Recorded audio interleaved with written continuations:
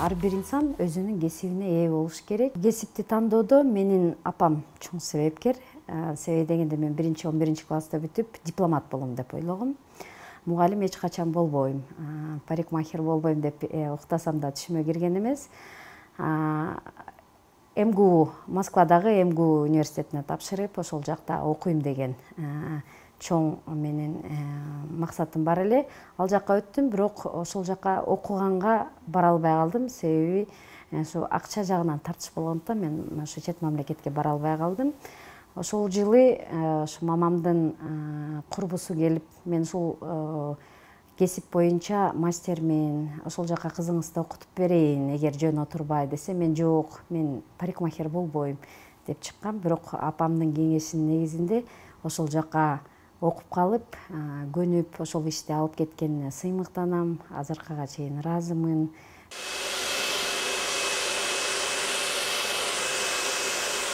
Биздин кесибибиздин тармагы өтө кеңири болгондуктан, дүйнө жүзү өнүгүп өсүп аткандыктан, кыркуу техникасы, колдонуу ыкмалары дайыма өнүгүп өсүп турат. Ошондуктан бир жылда бирден өзүнүн квалификациясын жогорулатууга барып туруш керек ар бир мыкты ошо кесипкөй инсан. Себеби дегенде биз былтыр Академия Май окуусунан Санкт-Петербургдан атайын окуганбыз.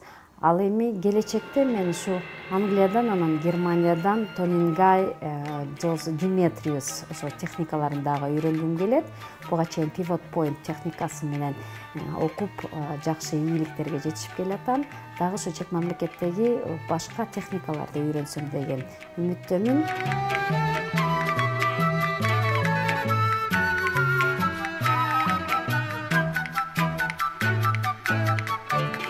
Кесипте башка кесиптерден айырмаланып, тажрыйба гана көп нерсе бааны бере алат. Ар бир кесипкөй устат өзүнүн ошо кесипкөйлүгүн, тажрыйбалуулугун убакыт ченеми менен гана көрсөтө алат.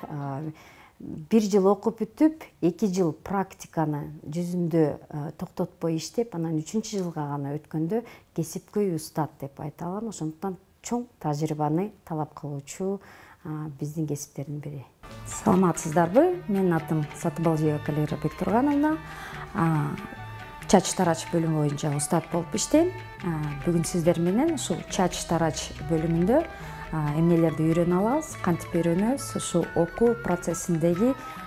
Биз Кыргызстанда жашап жаткан соң, биз өзүбүздүн тилибизди сүйүшүбүз керек, өзүбүздүн тилибизди, наркыбызды толук билишибиз керек. Биздин менталитетибизге ылайык башка мамлекеттерден артта калбай, өзүбүздүн тилибизде кайсыл кесип болбошун алып кетишибиз керек деген ойдомун. Ошондуктан мен кыргыз тилинде алып барам.